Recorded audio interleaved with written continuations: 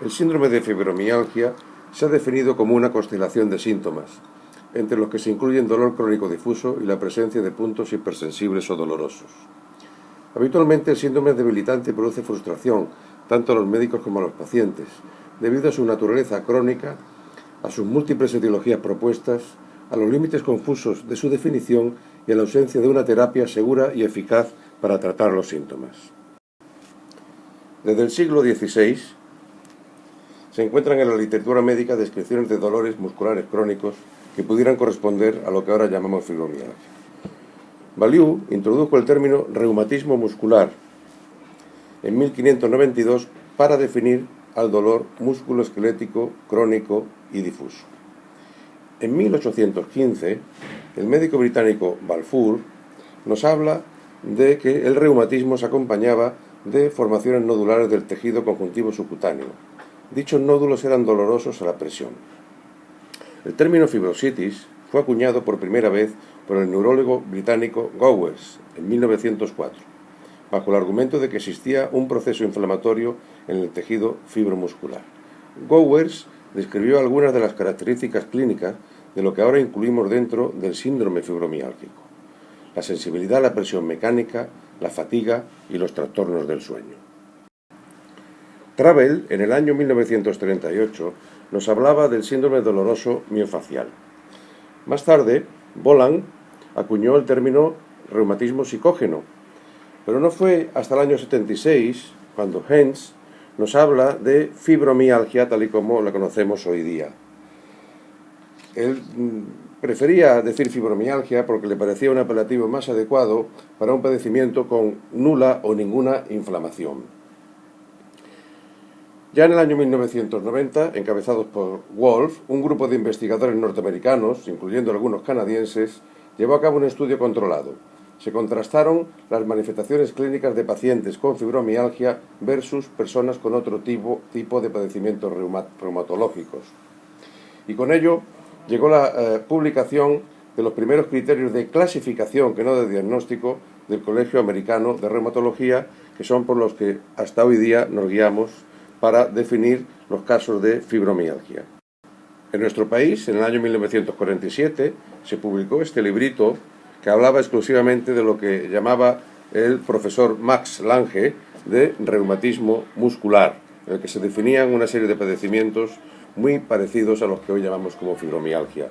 Más tarde, en el año 63, el profesor Rotesquerol definía lo que él llamaba síndrome psicógeno del aparato locomotor, que también coincidía básicamente con los criterios clínicos de lo que hoy conocemos como fibromialgia. Los estudios en poblaciones abiertas han mostrado que la fibromialgia es un padecimiento muy común. Las cifras de prevalencia varían entre el 2 y el 5% de la población general.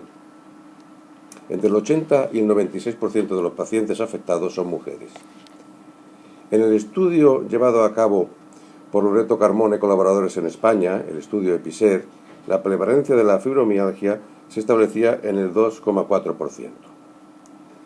Varios estudios han mostrado que el sufrir el dolor musculoesquelético crónico y de fibromialgia puede aumentar la mortalidad. Las causas de muerte excesiva son enfermedades cardiovasculares, muerte inexplicable, accidentes o suicidios. En España, el mismo estudio EPISER calculaba que el costo directo por paciente sería de 3.545 euros al año. En los Estados Unidos, un metaanálisis publicado en 2011 cifró los costos directos en $3.700 americanos, por lo cual vemos que más o menos el costo se aproxima al que se calcula en España. Es un padecimiento, la fibromialgia, potencialmente incapacitante. Estudios hechos en países industrializados nos muestran que entre el 10 y el 20% de las personas con fibromialgia no se sostienen en el mercado laboral.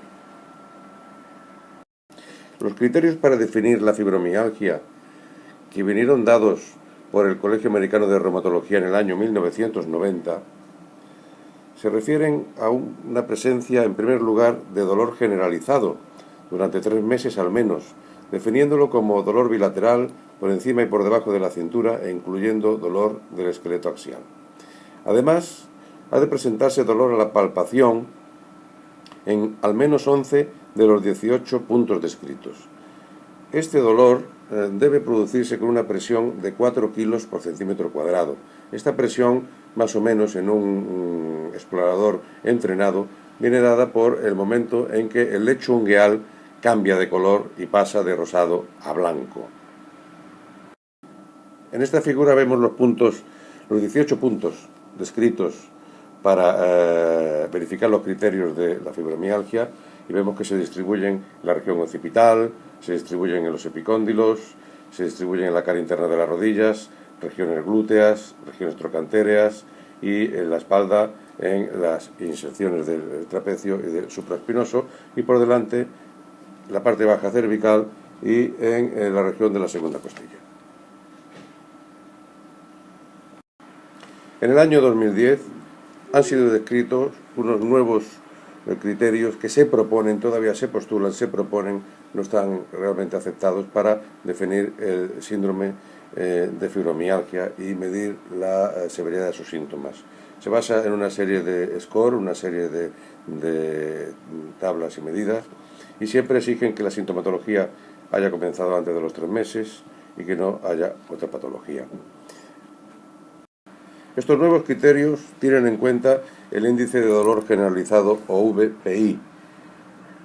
Tenemos que resaltar que no se trata de que exista una exploración por el médico, sino que simplemente el paciente anota en un gráfico las áreas en las que ha tenido dolor durante la última semana.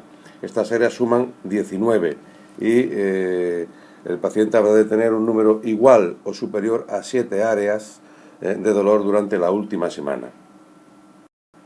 Aquí vemos las áreas que se distribuyen por la cintura escapular, se distribuyen por la zona occipital, se distribuyen por el antebrazo, por los glúteos y por la parte delante, muslos, abdomen. Incluso aquí incluye la mandíbula, que no estaba incluida anteriormente en las áreas que tenía en cuenta los anteriores criterios. Pero como decíamos antes, son una medición absolutamente subjetiva y durante la última semana.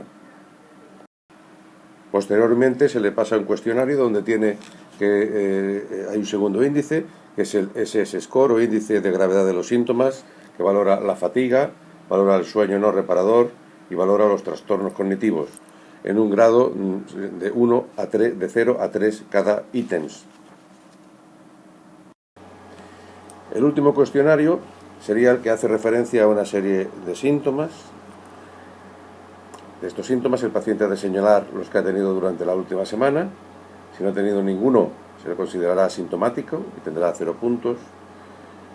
Si tiene entre 1 y 10, le daremos 1 punto en esta escala. Entre 11 y 24 tendrá 2 puntos. Y si tiene más de 25 o 25 síntomas, en la última semana le concederemos 3 puntos. El paciente se clasificará como afecto de síndrome de fibromialgia si tiene un índice de dolor generalizado, un VPI mayor de 7 y un índice de gravedad de los síntomas, que calcularemos como hemos visto en las anteriores diapositivas, igual o mayor de 5, y también considera que pudiera ser encuadrado dentro del grupo de la fibromialgia si el VPI está entre 3 y 6 y el score de síntomas es igual o mayor a 9. Esta escala tiene la ventaja y el problema a la vez de que es absolutamente subjetiva y no tiene en cuenta ningún criterio de exploración por parte del médico.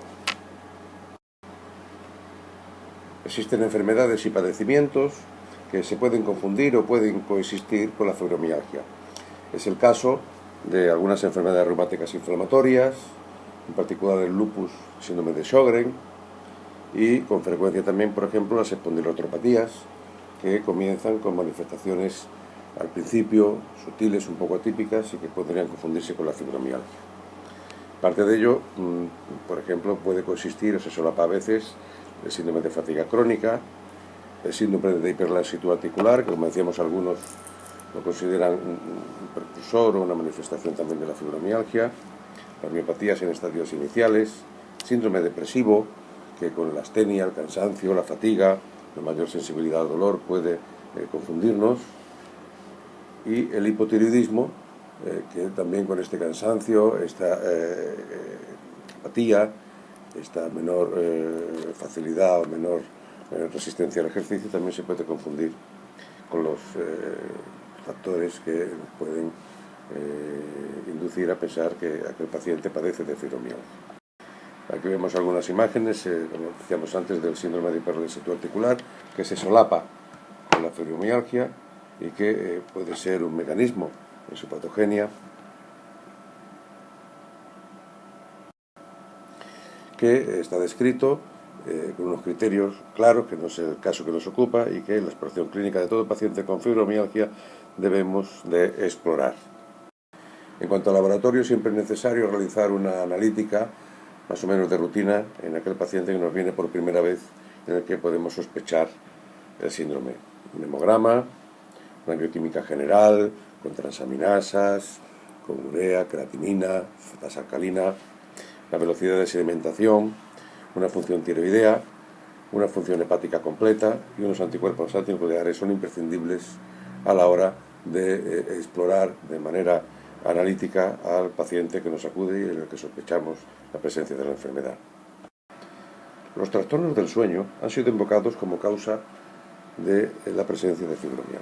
Asimismo, los traumatismos, los microtraumatismos repetidos, como por ejemplo estas lesiones que se pueden producir repetidamente durante la hiperlesitud articular, también han sido invocadas en la etiopatogenia del síndrome.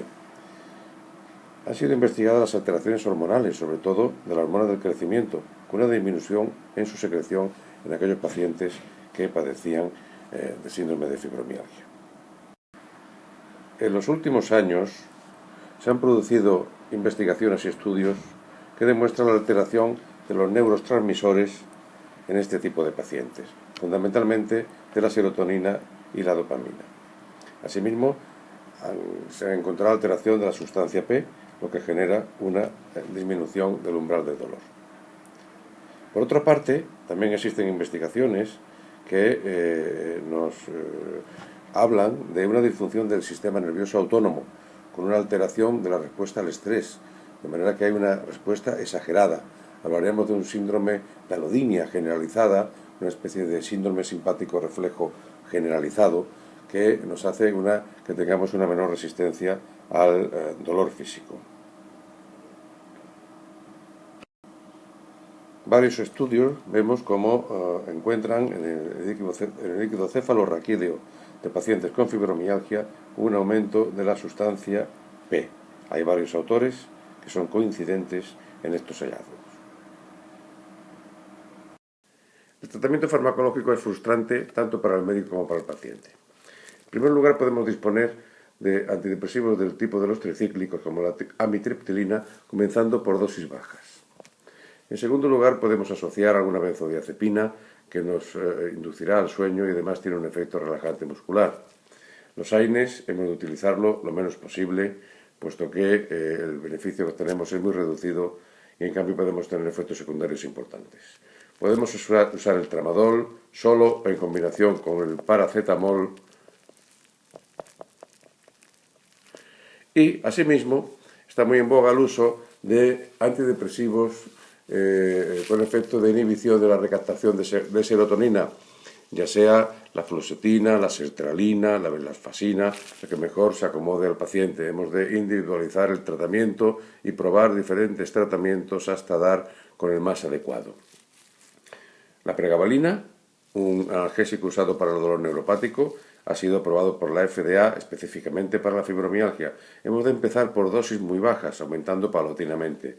La duloxetina y el milnacipran, dos antidepresivos de efecto dual, también han sido aprobados por la FDA para el tratamiento de la fibromialgia, aunque en nuestro país ninguno de los tres ha obtenido todavía en ficha técnica semejante indicación. En cuanto al tratamiento no farmacológico, el ejercicio es uno de los tratamientos mejor validados para la fibromialgia y el síndrome de fatiga crónico. Existen múltiples estudios que nos hablan de que el ejercicio aeróbico mejora la sintomatología de la fibromialgia. Los pacientes deberían comenzar lentamente, al nivel que les sea tolerable, detallando en un registro diario la duración e intensidad del esfuerzo y después deberían aumentar gradualmente la duración de este esfuerzo. Un objetivo razonable, por ejemplo, podría ser que los pacientes con fibromialgia caminen a paso ligero 15 minutos cada día durante una semana. Después se debería ir incrementando de forma lenta y en función de cómo se tolere hasta llegar a 1 hora al día y después realizar entrenamientos con una bicicleta fija o empezar ya con la natación y ejercicios de hidroterapia. Por otra parte, el masaje, lo que tiene de relajación muscular, siendo suave, no es un masaje, no debe ser un masaje de aquellos que el paciente sale de allí como si le hubieran dado una paliza, un masaje relajante, suave, también aporta beneficio. La terapia conductual, con el cambio del estilo de vida, también es algo que se encuentra validado como beneficioso para la sintomatología. La terapia del spray de frío y el estiramiento también suele reportar beneficios y será, no sabemos si como placebo o no, pero existen también estudios en cuanto a mejoría a base de la acupuntura. Todo esto debe de estar, como decíamos antes, individualizado para cada paciente, excepto el ejercicio, como decíamos, viene bien para todos. El paciente tiene que ver si con el masaje mejora, si no mejora, e ir adaptando este tipo de tratamiento a su propia personalidad. En muchas ocasiones, y como ocurre en cualquier enfermedad crónica, encontramos personas que se quieren aprovechar de estos pacientes con tratamientos absurdos, técnicas de diagnóstico como esta que vemos aquí, que nos habla de la fibromialgia tipo 1 y tipo 2 y que se diagnostica a través de un estudio de la vista o del iris o de un aparato que vemos aquí. También asistimos cada 2x3 a remedios en los que se prometen beneficios para aquellos pacientes que padecen el síndrome. Aquí vemos apenas podía moverse, sufrió un dolor insoportable, se descubre cómo curarla, en fin, todo esto forma parte de lo que es toda enfermedad crónica y que el médico debe guiar al paciente para que no caiga por lo menos en terapias que sean extemporáneas y que le puedan causar un perjuicio. Pensamos que el horizonte que nos viene será más prometedor que este horizonte gris que se dibuja detrás de la Torre de Hércules. Pensamos que hay razones para el optimismo. El enigma de la fibromialgia se va descifrando poco a poco, la investigación va derrumbando los muros del escepticismo y es posible que en un futuro podamos comprender mejor este padecimiento y podamos enfocar mejor el tratamiento de los síntomas e incluso de la causa, si es posible, de esta enfermedad crónica.